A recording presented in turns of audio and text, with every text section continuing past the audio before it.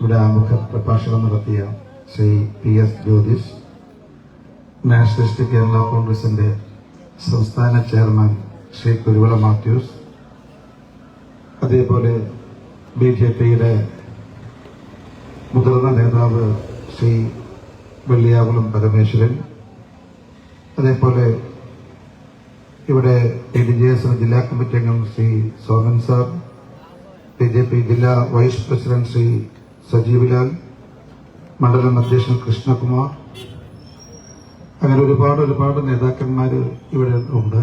അതിനപ്പുറത്ത് നമ്മുടെ പ്രിയങ്കരിയായ സ്ഥാനാർത്ഥി ശ്രീമതി ശോഭ സുരേന്ദ്രൻ, മറ്റ് ഇവിടെ സന്നിഹിതരായിട്ടുള്ള അമ്മമാരെ, സഹോദരന്മാരെ, സഹപ്രവർത്തകരെ, നല്ലവരായ നാട്ടുകാരെ, നമസ്കാരം.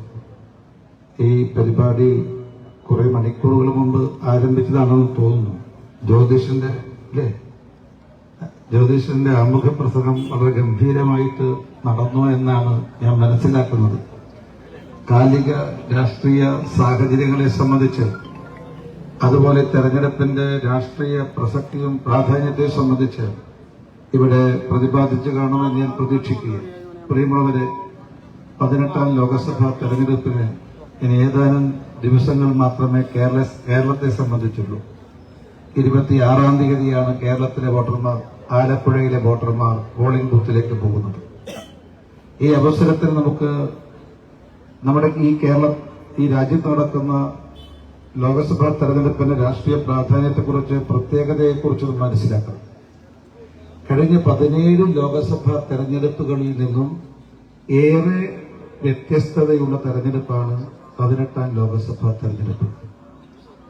കഴിഞ്ഞ 17 ലോക്സഭാ തെരഞ്ഞെടുപ്പിന്റെ പ്രത്യേകത എന്താണെന്ന് ചോദിച്ചാൽ, വോട്ട് എണ്ണിക്കഴിഞ്ഞതിന് ശേഷം മാത്രമേ തെരഞ്ഞെടുപ്പ് ഫലം കൃത്യമായിട്ട് മനസ്സിലാക്കാൻ സാധിക്കൂ. വോട്ട് എണ്ണിക്കഴിഞ്ഞാൽ മാത്രമേ എന്താണ് തെരഞ്ഞെടുപ്പ് ഫലം കൃത്യമായിട്ട് നമുക്ക് മനസ്സിലാക്കാൻ സാധിക്കുമായിരുന്നുള്ളൂ. എന്നാൽ 18ാം ലോക്സഭാ തെരഞ്ഞെടുപ്പ് അതുപോലെയല്ല.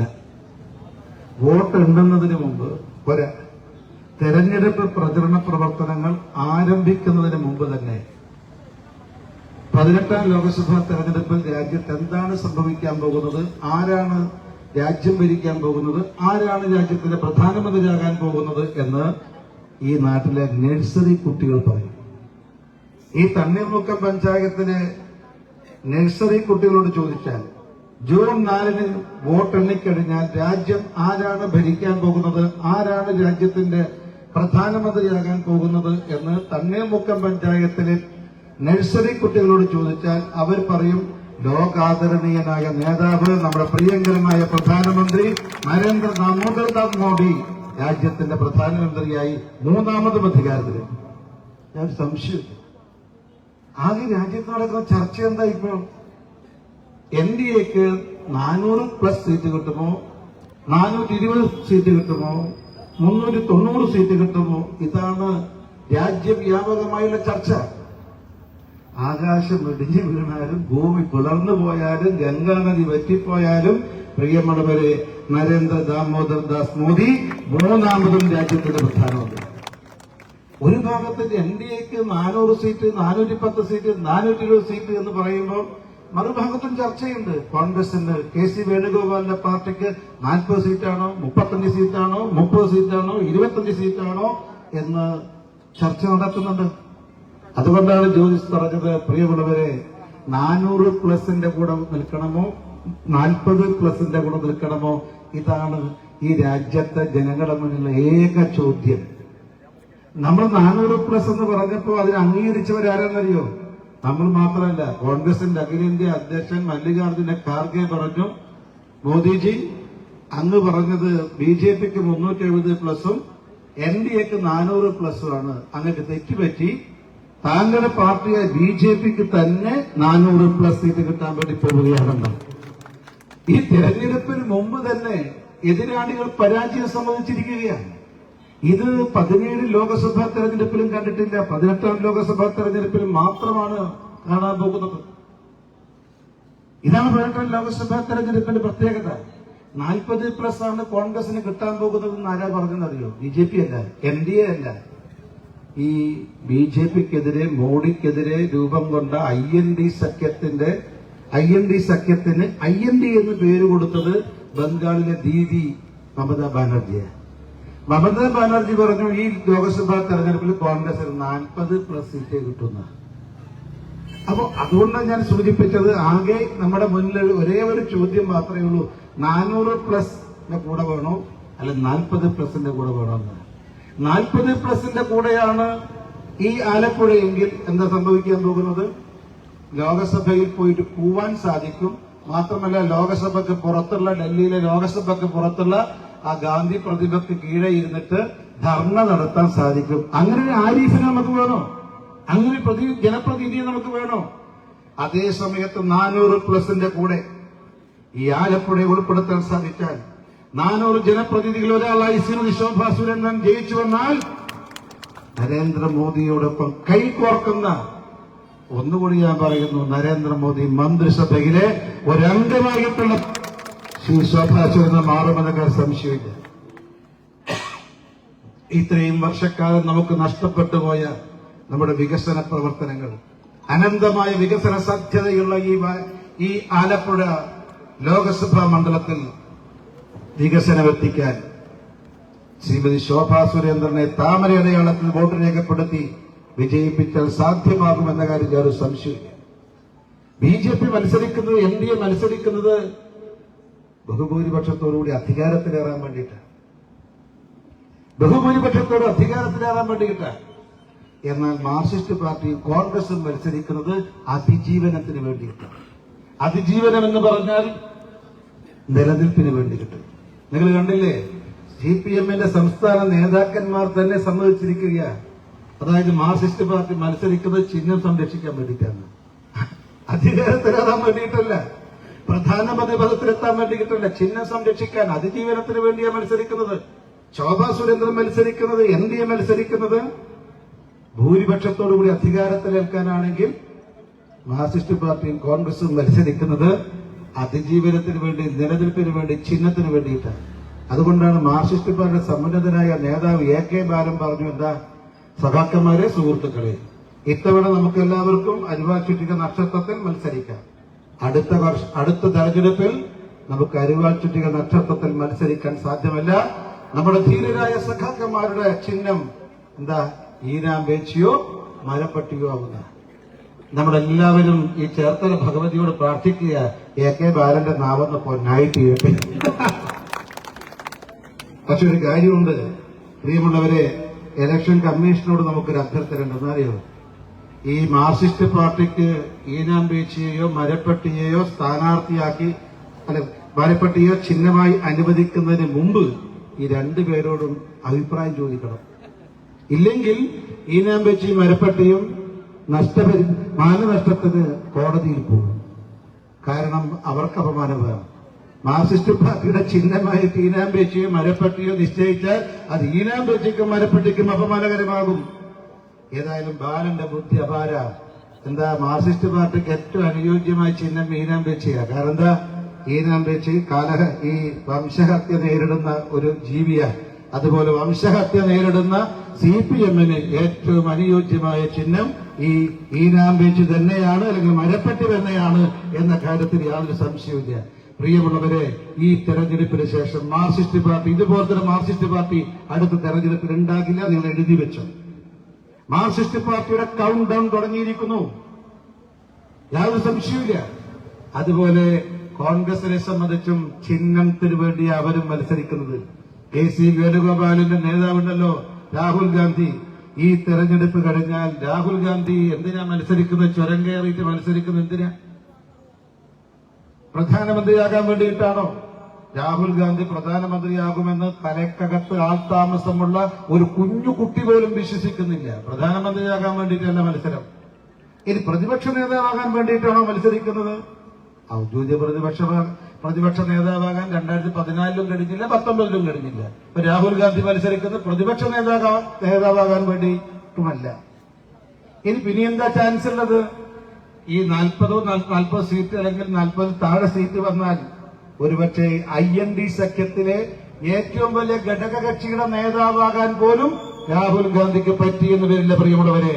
പിന്നെ രാഹുൽ ഗാന്ധി ഡൽഹിയിൽ നിന്ന് ആയിരക്കണക്കിന് കിലോമീറ്റർ യാത്ര ചെയ്ത് വയനാടൻ ചുരം കയറി മത്സരിക്കുന്നത് കേവലം ലോകസഭയിലേക്കുള്ള പ്രവേശന പാസിന് വേണ്ടി മാത്രമാണ്. ഞാൻ സൂചിപ്പിക്കാൻ ആഗ്രഹിക്കുന്നു, ചരിത്രത്തിലില്ലാത്ത വിജയമാണ്, ചരിത്ര വിജയമാണ്. ദേശീയ ജനാധിപത്യ സഖ്യം നേടാൻ വേണ്ടി പോകുന്നത് ചരിത്രപരമായ പരാജയമാണ്. മാർക്സിസ്റ്റ് പാർട്ടിയെയും കോൺഗ്രസിനെയും കാത്തിരിക്കുന്നത് എന്ന കാര്യം സംശയമില്ല. പക്ഷേ ഞാൻ പറയാൻ ആഗ്രഹിക്കുന്നു, ഈ അതിശക്തമായിട്ടുള്ള മോദി തരംഗം, ദേശീയതയുടെ തരംഗം ഈ കൊച്ചു കേരളത്തിന് മാഞ്ഞു വീശുകയില്ല.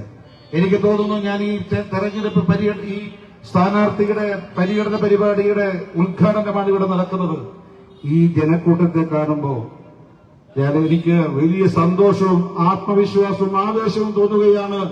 എന്താണ് ആലപ്പുഴയിൽ നടക്കാൻ പോകുന്ന രാഷ്ട്രീയ മാറ്റം? അതിന്റെ തെളിവാണ് ഈ സ്ഥാനാർത്ഥി പര്യടനത്തിന്റെ ആരംഭത്തിൽ കാണുന്ന ജനക്കൂട്ടമെന്ന് വ്യക്തമായി പറയാൻ ആഗ്രഹിക്കുകയാണ്.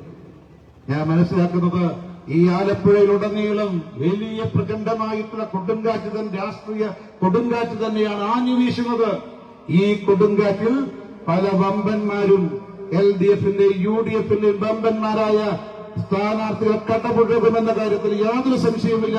ശോഭാ സുരേന്ദ്രൻ മതിയായ ഭൂരിപക്ഷത്തോടുകൂടി ആലപ്പുഴയിൽ നിന്ന് വിജയിക്കുമെന്ന കാര്യത്തിൽ യാതൊരു സംശയവുമില്ല.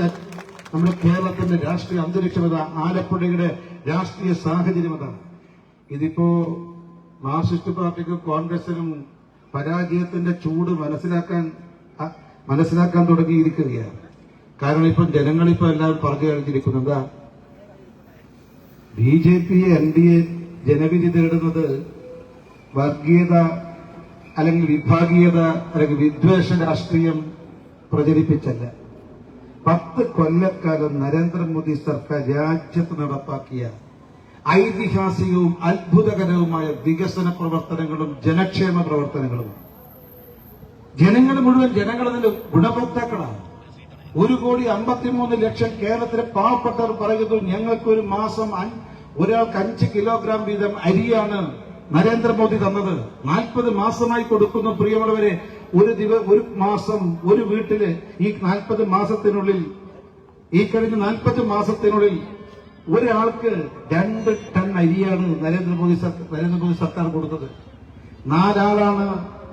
4 അംഗങ്ങളാണ് ഒരു വീട്ടിലുള്ളതെങ്കിൽ ഈ കഴിഞ്ഞ 40 വർഷത്തിനുള്ളിൽ 8 ടൺ അരി നരേന്ദ്ര ദാമോദർ ദാസ് മോഡി സൗജന്യമായി വീട്ടിലെത്തിച്ചു കൊടുത്തിട്ടുണ്ട്. മാർക്സിസ്റ്റ് കോൺഗ്രസ് നേതൃത്വത്തോട് നമ്മൾ ചോദിക്കേണ്ടത്, ലോകത്തിലെ ഏതെങ്കിലും ഒരു രാജ്യത്ത് 81 കോടി ജനങ്ങൾക്ക് സൗജന്യമായി ഭക്ഷണം കൊടുത്ത ഏതെങ്കിലും ഒരു സർക്കാരിനെ ചൂണ്ടിക്കാണിക്കാൻ സാധിക്കുമോ? അത് കാണാൻ സാധിക്കുന്നത് നരേന്ദ്ര ദാമോദർ ദാസ് മോദി പ്രധാനമന്ത്രിയായിട്ടുള്ള ഈ ഭാരതത്തിൽ മാത്രമാണ്. ഭക്ഷണമില്ലാത്ത ഒരു ഭക്ഷണം, വീടില്ലാത്ത 10 കോടി ആളുകൾക്ക് രാജ്യത്ത് പാർപ്പിടം നിർമ്മിച്ചു കൊടുത്തത്. കേരളത്തിൽ 4 ലക്ഷം ആളുകൾക്കാണ് വീട് നിർമ്മിച്ചു കൊടുത്തത്. പ്രിയമുള്ളവരും, 20 ലക്ഷം വീടുകൾക്കാണ് കേരളത്തിൽ ശുദ്ധജലം എത്തിച്ചത്. ഞങ്ങളിവിടെ ആരിഫ് വലിയ പ്രശ്നമൊക്കെ നടത്തുന്നുണ്ടല്ലോ. ഈ ജലജീവൻ മിഷന്റെ ഭാഗമായിട്ട് എല്ലാ വീട്ടിലും കുടിവെള്ളം എത്തിച്ചിട്ടുണ്ട്. ഒരു നയ്യ പൈസ പിണറായി വിജയന്റേതില്ല. മനസ്സിലാക്കേണ്ടത്, നയ്യ പൈസ ഇല്ല. എല്ലാ പൈസയും കേന്ദ്ര ഗവൺമെന്റിന്റേതാണ്. പക്ഷേ ഈ നമ്മുടെ ഈ റോഡിൽ സ്ഥാപിച്ച ടാപ്പ് ഉണ്ടല്ലോ, അത് സംസ്ഥാന സർക്കാരിന്റെ. ഞാനിപ്പോ ശോഭാ സുരേന്ദ്രന്റെ ഈ പരിപാടിയിൽ പങ്കെടുക്കാൻ വേണ്ടി വരുമ്പോൾ ഞാനും പുല്യാകുളം പരമേശ്വരൻ ഒരുമിച്ചാണ് വന്ന്. തൊട്ടപ്പുറത്ത് ഞാൻ കുറച്ചൊരു ടാപ്പ് കണ്ടു. ആ ടാപ്പ് കണ്ട വണ്ടിയാടെ നിർത്തിയിട്ട് ഒരു മുഖം കഴുകാൻ വേണ്ടിയിട്ടാണ്. ആ ടാപ്പ് തുറന്നു നോക്കുമ്പോ എന്താ സംഭവിച്ചതറിയോ? ഈ വെള്ളത്തിന്റെ അധിപൻ വരുണ ഭഗവാനാണ്.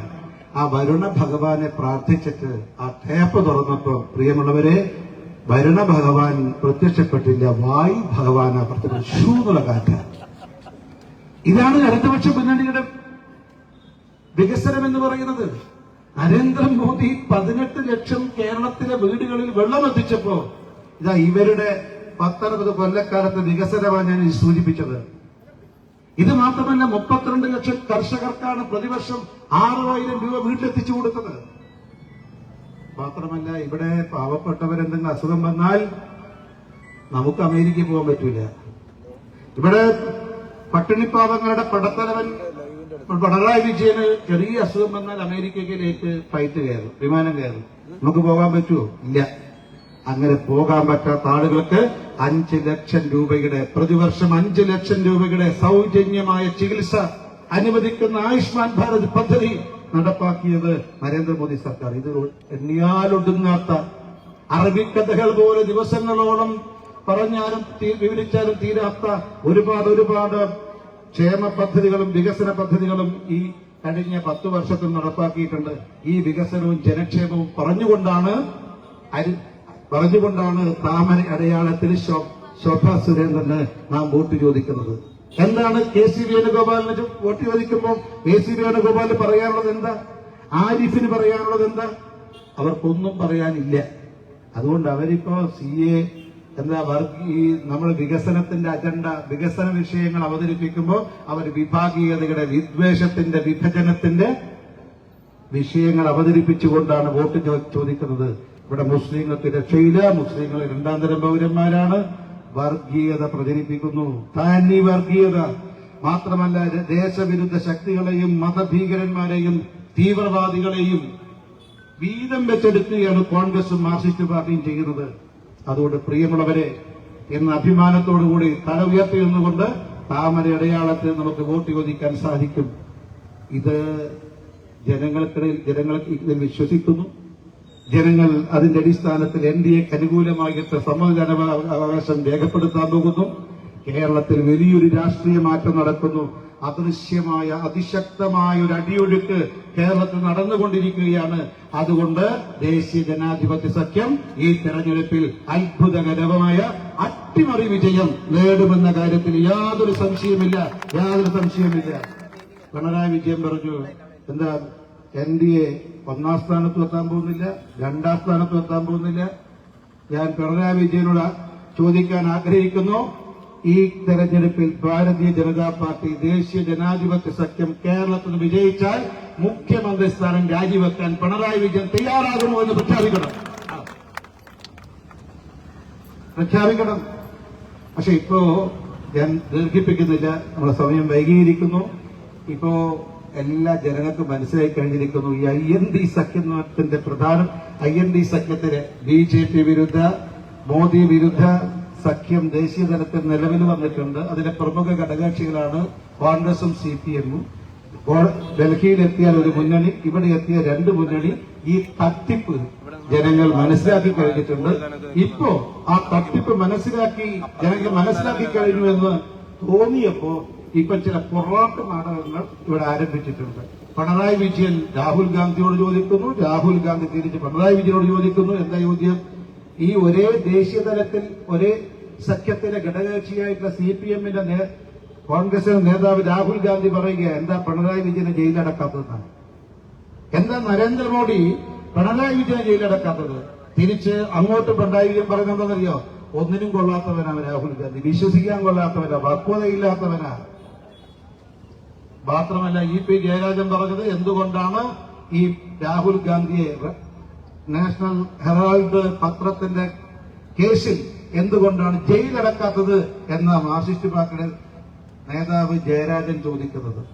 പരസ്പരം അതായത് ഒരു കാര്യം വ്യക്തമായിരിക്കുന്നു. ഇത് നോക്കൂ, രാഹുൽ ഗാന്ധി വിവരമില്ലാത്തവനാ, പക്വതയില്ലാത്തവനാ, ജയിലിൽ പോകേണ്ടവനാണെന്നാണ് മാർക്സിസ്റ്റ് പാർട്ടി വിശ്വസിക്കുന്നെങ്കിൽ IND സഖ്യത്തിന് പിന്മാറൂല. പിണറായി വിജയൻ അഴിമതിക്കാരനാണ്, ജയിലിൽ പോകേണ്ടവനാണെങ്കിൽ സ്വാഭാവികമായിട്ടും കോൺഗ്രസ് എന്താ ചെയ്യേണ്ടത്? IND സഖ്യത്തിന് ഈ CPM-നെ പുറത്താക്കണ്ടേ? ഒരു ഭാഗത്തും അങ്ങോട്ടും ഇങ്ങോട്ടും ചെളിവാരി എറിയുക, പക്ഷെ ദേശീയ തലത്തിൽ മോഡിയെ താഴെ ഇറക്കാൻ ഒരുമിച്ച് നിൽക്കുക. മാത്രമല്ല MP ഗോവിന്ദൻ മാഷ് പറഞ്ഞു, രാഹുൽ ഗാന്ധിക്ക് മോദിയുടെ ശബ്ദമാണ്. രാഹുൽ ഗാന്ധിക്ക് മോദിയുടെ ശബ്ദമാണെങ്കിൽ മോദിയെ താഴെ കിടക്കാൻ രൂപം കൊണ്ടിട്ടുള്ള IND മുന്നണിയിൽ എന്തിനാ പിന്നെ മാർക്സിസ്റ്റ് പാർട്ടി നിൽക്കുന്നത്? ഇത് രാഷ്ട്രീയ തട്ടിപ്പല്ലേ? ജനങ്ങളെ തെറ്റിദ്ധരിപ്പിക്കാനാണ് പ്രിയമുള്ളവരെ ഈ വാക്പയറ്റ്. ഇവർ രണ്ടും ഒന്നാണെന്ന് ജനങ്ങൾക്ക് ജനങ്ങൾ വിശ്വസിക്കുന്നു. ഞങ്ങൾ ഒന്നല്ല, കേരളത്തിൽ രണ്ടാണ് എന്ന് ജനങ്ങളെ വിശ്വസിപ്പിക്കാൻ 26-ാം തീയതി വരെയെങ്കിലും വിശ്വസിപ്പിക്കാനുള്ള ഒരു പൊറാട്ട് നാടകമാണ് ഈ കോൺഗ്രസിന്റെയും CPM-ന്റെയും നേതാക്കന്മാർ നടത്തുന്നത്. അതുകൊണ്ട് ഈ പൊറാട്ട് നാടകമൊന്നും ജനങ്ങൾ വിശ്വസിക്കാൻ വേണ്ടി പോകുന്നില്ല. ജനങ്ങൾ ഈ LDF-നെയും UDF-നെയും മാറ്റി നിർത്തി ശ്രീമാൻ നരേന്ദ്രമോദിജിയുടെ ദേശീയ ജനാധിപത്യ സഖ്യത്തിന് അനുകൂലമായി കേരളത്തിലെ ജനങ്ങളും സമ്മതിദാനാവകാശം വിനിയോഗിക്കാൻ വേണ്ടി പോവുകയാണ്. ഒരു കാര്യം മാത്രം ഞാൻ സൂചിപ്പിക്കുന്നു. അതുകൊണ്ട് ഈ മാറ്റം ആലപ്പുഴ ലോക്സഭാ മണ്ഡലത്തിൽ ഉണ്ടാകണം. അതിനുവേണ്ടി ശോഭാ സുരേന്ദ്രനെ അവരുടെ തെരഞ്ഞെടുപ്പ് ചിഹ്നമായ താമര അടയാളത്തിൽ നിങ്ങൾ വോട്ട് ചെയ്ത് വിജയിപ്പിക്കണമെന്ന് വിനയപൂർവ്വം അഭ്യർത്ഥിക്കുകയാണ്. ഒരു കാര്യം ഞാൻ നിങ്ങളോട് പറയുക, എതിരാളികളെ നമ്മൾ ഒരിക്കലും ആദരിക്കുകയല്ലാതെ അപമാനിക്കുകയില്ല. രാഷ്ട്രീയ സംസ്കാരമാണ്. അതുകൊണ്ട് ശ്രീമതി ശോഭാ സുരേന്ദ്രനെതിരെ മത്സരിക്കുന്ന 2 സ്ഥാനാർത്ഥികളെ കുറിച്ചും ഞാൻ വ്യക്തിപരമായിട്ടൊന്നും പരാമർശിക്കുന്നില്ല. പക്ഷെ ഒരു കാര്യം പറയാൻ ആഗ്രഹിക്കുന്നു. ഈ LDF UDF നിർത്തിയിട്ടുള്ള 2 സ്ഥാനാർത്ഥികളെക്കാൾ 1000 മടങ്ങ് യോഗ്യയാണ് NDA സ്ഥാനാർത്ഥി ശ്രീ ശോഭാ സുരേന്ദ്രൻ. അത് അഭിമാനത്തോടുകൂടി പറയുക. നിങ്ങൾ 100% വിശ്വസിക്കാം. നിങ്ങൾക്ക് ഇതുവരെ നഷ്ടപ്പെട്ടു പോയ വികസനം ശോഭാ സുരേന്ദ്രനിവിടെ കൊണ്ടുവരും.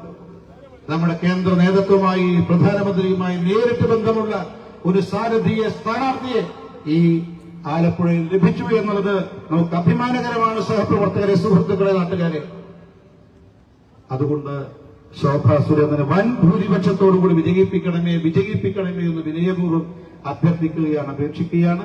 ഒരു കാര്യം ഉറപ്പാണ്, ഈ തെരഞ്ഞെടുപ്പിൽ പിണറായി വിജയൻ എന്ത് പറഞ്ഞാലും ഈ തെരഞ്ഞെടുപ്പിൽ കേരളത്തിൽ നിരവധി താമരകൾ വിരിയാൻ വേണ്ടി പോകുകയും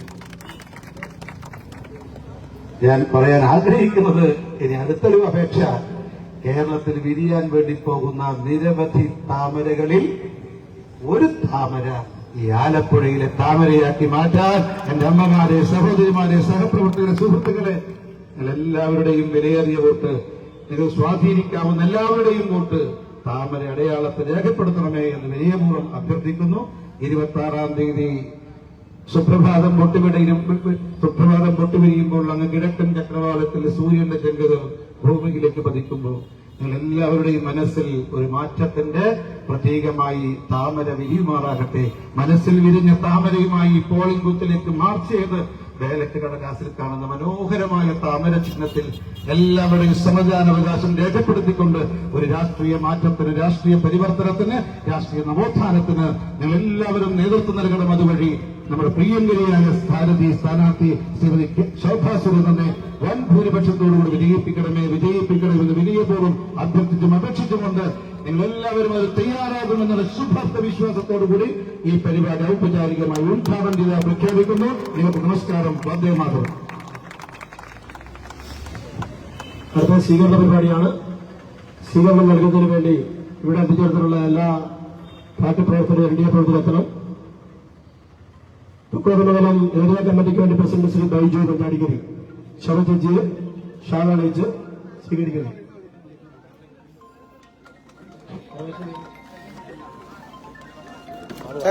ഈ സൈഡിൽ നിന്ന്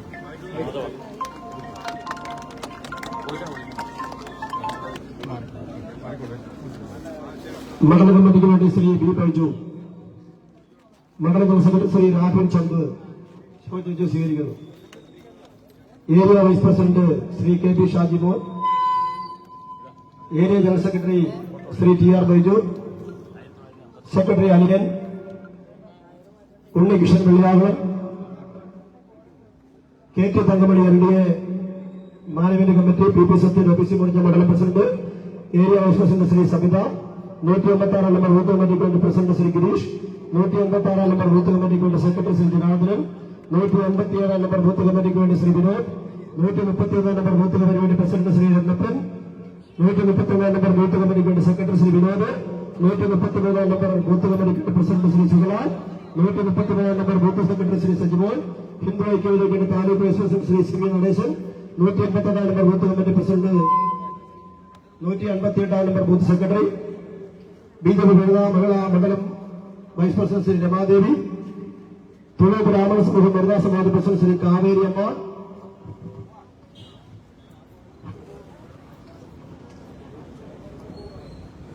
മണ്ഡലത്തിലെ vice president Shri TS Kumar, area committee അംഗം ശ്രീ ഉണ്ണികൃഷ്ണൻ, മഹിളാ മോർച്ചയ്ക്ക് വേണ്ടി ശ്രീ ലീല മനോഹരൻ, കർഷക മോർച്ചയ്ക്ക് വേണ്ടി മുഖമണ്ഡലം പ്രസിഡന്റ് ശ്രീ PR രാധാകൃഷ്ണൻ, ബാലഗോകുലത്തിന്റെ പ്രതിനിധി ശ്രീ മാസ്റ്റർ മാധവനുണ്ണി, പെൻഷനേഴ്സ് സംഘടനയ്ക്ക് വേണ്ടി സോമസുന്ദരം, മഹിളാ മോർച്ചയ്ക്ക് വേണ്ടി ശ്രീമതി ലത, OBC മോർച്ചയ്ക്ക് വേണ്ടി മണ്ഡലം സെക്രട്ടറി ശ്രീ ന്യൂനപക്ഷ മോർച്ചയ്ക്ക് വേണ്ടി ജോഷി കാളാരത്തിൽ. ഇനി ആരെങ്കിലും ചോദ്യം സ്വീകരിക്കണമെന്നുണ്ടെങ്കിൽ ഭാരതീയ ജനതാ പാർട്ടിയിലെ നാഷണൽ കൌൺസിൽ അംഗം ശ്രീ വെള്ളിയാവളം പരമേശ്വരൻ അവർ ശോഭചേച്ചിയെ ഷാനടിച്ച് സ്വീകരിക്കുന്നു. ഇനി ആർക്കെങ്കിലും ശോഭചേച്ചിയെ സ്വീകരിക്കണമെങ്കിൽ ബഹുമാന്യനായ ആരാധ്യനായ മുൻ സംസ്ഥാന അധ്യക്ഷനും പാർട്ടിയുടെ ആദരണീയനായ നാഷണൽ കമ്മിറ്റി അംഗമായിട്ടുള്ള ശ്രീ PK കൃഷ്ണദാസ് അവർ, ദേശീയ നിർമ്മാണ സമിതി അംഗം ശ്രീ PK കൃഷ്ണദാസ് അവർ ശ്രീമതി ശോഭാ സുരേന്ദ്രനെ വിജയത്തിന്റെ പിന്തുണക്കാനുള്ള ഷാൾ അണിയിച്ച് സ്വീകരിക്കുന്നതാണ്.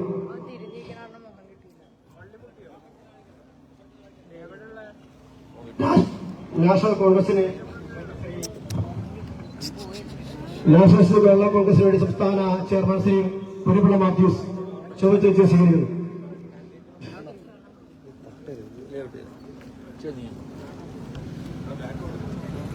ഇവിടെ നൽകിയ സ്നേഹപുഷ്പമായ സ്വീകരണത്തിന് ചേച്ചിയോട് മറുപടി പറയുന്നു.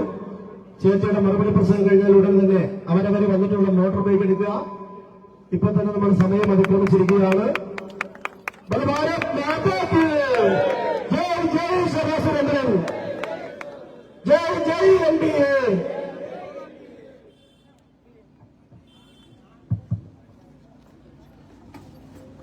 ആദരണീയനായിട്ടുള്ള പാർട്ടിയുടെ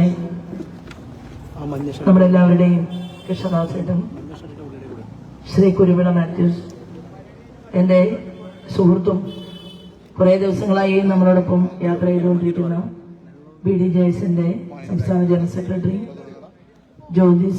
ശ്രീമാൻ ജ്യോതിസ്, ആരാധ്യനായിട്ടുള്ള മുതിർന്ന നമ്മുടെ പരമേശ്വരേട്ടൻ, പാലമറ്റം വിജയകുമാർജി, ശ്രീ സജീവ് ലാൽ, നമ്മുടെ നിയോജക മണ്ഡലത്തിന്റെ അമരക്കാൻ കൃഷ്ണകുമാർ, പ്രിയപ്പെട്ട ബൈജു, വേദിയിലും സദസ്സിലുമുള്ള സ്നേഹനദികളായിട്ടുള്ള സഹോദരി സഹോദരന്മാരെ, ഏവർക്കും ഹൃദയപൂർവ്വം നമസ്കാരം.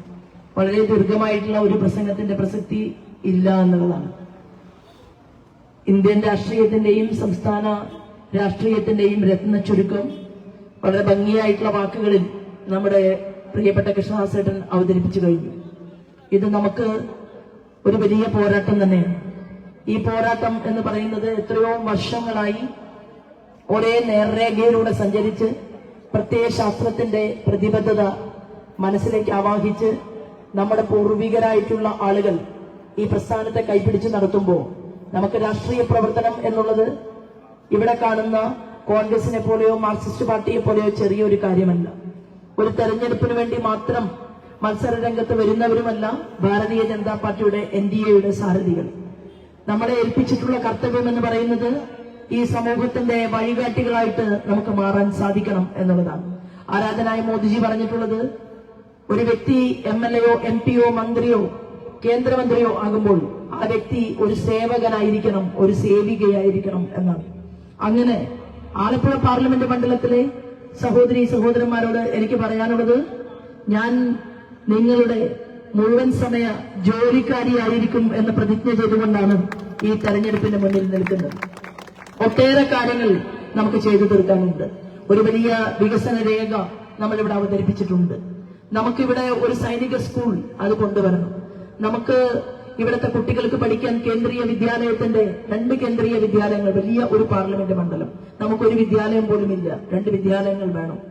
നമ്മുടെ അമ്മമാർ, ഞാൻ യാത്ര ചെയ്തപ്പോഴും എനിക്കിതിനു മുൻപും മഹിളാ മോർച്ചയുടെ സംസ്ഥാന അധ്യക്ഷയായിട്ട് പ്രവർത്തിക്കുന്ന കാലഘട്ടത്തിലും എനിക്ക് ധാരാളം ബന്ധങ്ങൾ ആലപ്പുഴ പാർലമെന്റ് മണ്ഡലവുമായി ജില്ലയുമായിട്ട് ഉണ്ടായിരുന്നു. ഏറ്റവും കൂടുതൽ പാവപ്പെട്ട മനുഷ്യർ ജീവിക്കുന്ന ഒരു നാടാണ് ഈ ആലപ്പുഴ എന്ന് പറയുന്നത്. കടലോര മേഖലയിലും മത്സ്യത്തൊഴിലാളികളുടെ മേഖലയിലും ഒക്കെ പണിയെടുക്കുന്ന പാവപ്പെട്ടവര്. ഞങ്ങൾ ഇവിടെ വന്ന സമയത്ത് ഒരു പരാതിപ്പെട്ടി ജനങ്ങൾക്കിടയിൽ വെക്കുകയുണ്ടായി. ഈ പരാതിപ്പെട്ടി ഞങ്ങൾ യാത്രയിലുടനീളം നമ്മുടെ ഒരു ടീം ജനങ്ങൾക്കിടയിലേക്ക് കൊണ്ടുപോയി. അവർ നൽകിയിട്ടുള്ള പരാതിയിൽ ഏറ്റവും വലിയ ദയനീയമായിട്ടുള്ള കാര്യം എന്ന് പറയുന്നത്, ഞങ്ങൾക്ക് പ്രായപൂർത്തിയായിട്ടുള്ള പെൺകുട്ടികളുണ്ട്, ഞങ്ങൾക്ക് അടച്ചുറപ്പുള്ള ഒരു വീടില്ല, ഞങ്ങൾക്ക് സ്വന്തമായിട്ട് ഒരു വീടില്ലെങ്കിൽ വാടക കൊടുക്കാനുള്ള നിർവാഹമില്ല എന്ന് പറഞ്ഞ അമ്മമാരുടെ കണ്ണീരാണ് ആ പരാതികളിൽ ഏറ്റവും കൂടുതൽ കാണാൻ സാധിച്ചത്. പ്രകടന പത്രിക അവതരിപ്പിക്കുന്ന സമയത്ത് എനിക്കും ഈ അനുഭവങ്ങൾ ജീവിതത്തിലൂടെ അനുഭവിച്ച ഒരാളാണ് ഞാൻ. ഒരു സിനിമയിലെ കഥ പോലെ അല്ലെങ്കിൽ മറ്റൊരാളുടെ പട്ടിണി കണ്ട് ഇങ്ങനെ ഉണ്ടായിരുന്നു എന്ന് പറയുന്നതല്ല. ഞാനും എന്റെ അമ്മയും 8ാം ക്ലാസ്സിൽ പഠിക്കുന്ന സമയത്ത് അച്ഛൻ നഷ്ടപ്പെട്ടതിന് ശേഷം ആ പെൺകുട്ടികളെ വളർത്തിയെടുക്കാൻ എന്റെ അമ്മ അനുഭവിച്ച അതേ കണ്ണുനീരാണ് എനിക്ക് ഇവിടുത്തെ സ്ത്രീകളുടെ അമ്മമാരുടെ പരാതിയിൽ നിന്ന് ഉൾക്കൊള്ളാൻ സാധിച്ചത്. അതുകൊണ്ട് തന്നെ ഞാൻ ആദ്യത്തെ പ്രയോറിറ്റി ആയിട്ട് കണക്കാക്കുന്നത് ലോകത്തിന്റെ നെറുകയിലേക്ക് 5 വർഷം കൊണ്ട് ചെറിയ സമയം കൊണ്ട് ആരാധനായിട്ടുള്ള നരേന്ദ്രമോദിജിക്ക് രാജ്യത്തെ എത്തിക്കാൻ സാധിച്ചുവെങ്കിൽ ഈ കുഞ്ഞു ആലപ്പുഴയെ നോക്കാൻ എനിക്ക് 3 വർഷം കൊണ്ട് വീടില്ലാത്തവർക്ക് മുഴുവൻ വീട് കൊടുക്കണം എന്നുള്ള സുപ്രധാനമായിട്ടുള്ള ഒരു പദ്ധതി അത് പ്രകടന പത്രികയിൽ അവതരിപ്പിച്ചിരിക്കുകയാണ്. നമ്മുടെ പെൺകുട്ടികൾ 17 വയസ്സ് കഴിഞ്ഞാൽ ആൺകുട്ടിയാണെങ്കിൽ അവൻ പഠനം നിർത്തിയാലും അവൻ ഏതെങ്കിലും ഒരു ചെറിയ ജോലിയിൽ പ്രവേശിക്കും, അവൻ അങ്ങനെ യാത്ര ചെയ്യും. പക്ഷേ കൂലിപ്പണിക്ക് പോകുന്ന അമ്മമാരാണെങ്കിലും സാധാരണക്കാർ ചിന്തിക്കുന്നത് എങ്ങനെയെങ്കിലും എന്റെ മകളെ 18 വയസ്സ്, അതാണല്ലോ ഗവൺമെന്റിന്റെ ഒരു കണക്കെന്ന് പറയുന്നത്. അപ്പൊ എന്റെ മകൾക്ക് ആ പ്രായപൂർത്തി ആ സമയമായി കഴിഞ്ഞാൽ ഉടൻ ആരെയെങ്കിലും കൈപിടിച്ചു കൊടുക്കണമെന്ന് ചിന്തിക്കുന്ന അമ്മമാർ കൂടുതലുള്ള ഒരു മണ്ഡലമാണ് ആലപ്പുഴ പാർലമെന്റ് മണ്ഡലം. ഞാൻ ഇവിടുത്തെ അമ്മമാരോട് പറയുകയാണ്, നിങ്ങളുടെ പെൺകുട്ടികളെ ഞാൻ ദത്തെടുത്തോട്ടെ എന്ന് ചോദിച്ചുകൊണ്ടാണ് ഈ തെരഞ്ഞെടുപ്പിന്റെ മുന്നിൽ നിൽക്കുന്നത്. 17 വയസ്സ് കഴിഞ്ഞ ഓരോ പെൺകുട്ടിക്കും അവൾക്ക് ഉന്നത വിദ്യാഭ്യാസത്തിന് വേണ്ടി 25,000 രൂപയുടെ സ്കോളർഷിപ്പ് അത് നിങ്ങളുടെ MP ശോഭയാണെങ്കിൽ നടപ്പിലാക്കും എന്നാണ് ഞാൻ പറയുന്നത്. ആ സ്കോളർഷിപ്പിന് നമ്മളുടെ പേര് സ്വർഗീയായിട്ടുള്ള നമ്മുടെ ആരാധനായിട്ടുള്ള പ്രധാനമന്ത്രിയുടെ അമ്മ ഹീരാമന്റെ പേരിലായിരിക്കും ആ സ്കോളർഷിപ്പ് നമ്മൾ നടപ്പിലാക്കുക. 300 ദിവസം കൊണ്ട് കുടിവെള്ളം പോലുള്ള ഇവിടുത്തെ ഏറ്റവും അടിസ്ഥാന പ്രശ്നങ്ങൾ അത് മുന്നേ അവതരിപ്പിക്കുമ്പോൾ കോൺഗ്രസും മാർക്സിസ്റ്റ് പാർട്ടിയും പറയുന്നത് ഇവിടുത്തെ വ്യവസായ പ്രമുഖന്മാർക്ക് ഒന്നും വേണ്ടേ എന്നുള്ളതാണ്. ഇന്ത്യയിൽ ഏറ്റവും താഴെത്തട്ടിൽ ജീവിക്കുന്ന ST വിഭാഗത്തിൽപ്പെട്ട ഒരു സ്ത്രീയെ ഇന്ത്യയുടെ പരമോന്നതമായിട്ടുള്ള രാഷ്ട്രപതി പദവിയിലേക്ക് കൊണ്ടുവരാൻ അങ്ങനെ തന്റെ ഇടമുള്ള അത് ചെയ്യാൻ സാധിക്കുന്ന ഒരേ ഒരു രാഷ്ട്രീയ പാർട്ടിയെ ഇന്ന് ഭാരതത്തിനകത്തുള്ളൂ, അത് നമ്മുടെ ഭാരതീയ ജനതാ പാർട്ടിയാണ്. ആ പാർട്ടി നമ്മളെ പഠിപ്പിച്ചിട്ടുള്ളത്, മോദിജി പഠിപ്പിച്ചിട്ടുള്ളത്, ഏറ്റവും അടിസ്ഥാന വർഗം മുതൽ പാവപ്പെട്ടവർ മുതൽ ചന്ദ്രനിൽ പോയി പൊട്ടുകുത്താൻ പോകുന്ന ശാസ്ത്രജ്ഞന്മാരെ വരെ നെഞ്ചേൽക്കാനും വരവേൽക്കാനും സാധിച്ചിട്ടുള്ള മോദിജിയുടെ വികസന രേഖകളിൽ വ്യവസായികളുണ്ട്, എന്റർപ്രണേഴ്സ് ഉണ്ട്, സ്റ്റാർട്ടപ്പ് ഇന്ത്യയുണ്ട്, സ്റ്റാൻഡപ്പ് ഇന്ത്യയുണ്ട്. 50,000 കോടി രൂപയുടെ കപ്പൽ അവിടെ അപ്പുറത്ത് കൊച്ചിയിൽ നീറ്റിലിറക്കാൻ വേണ്ടി വന്നത് നമ്മുടെ ആരാധനായിട്ടുള്ള പ്രധാനമന്ത്രിയാണ്. എന്നാൽ അരൂരിൽ നിന്ന് കരുനാഗപ്പള്ളി വരെ നിങ്ങൾ പരിശോധിച്ചു നോക്കിയാൽ ഒരു ചെറിയ കമ്പനി പോലും, പൊതുമേഖലാ സ്ഥാപനം പോലും പൂട്ടിയത് തുറക്കാൻ ഇവിടെ നിന്ന് മത്സരിച്ച് അധികാരത്തിൽ പോയ മുൻ MP-മാർക്ക് 2 പേർക്കും സാധിച്ചിട്ടില്ല. ഒരാൾ മന്ത്രിയായിരുന്നു. പറഞ്ഞ വാക്കുകളെല്ലാം ജനങ്ങളുടെ മുന്നിൽ മറന്നതിന് ശേഷം ഈ കേരളത്തിൽ മാറി മാറി ഭരിക്കാൻ കോൺഗ്രസിനും മാർക്സിസ്റ്റ് പാർട്ടിക്കും എത്രയോ അവസരങ്ങൾ കൊടുത്തതിന് ശേഷവും വീണ്ടും ഒരു ചാൻസ് തരണം എന്ന് പറയുമ്പോൾ നമ്മൾ പറയുന്നത് അതല്ല.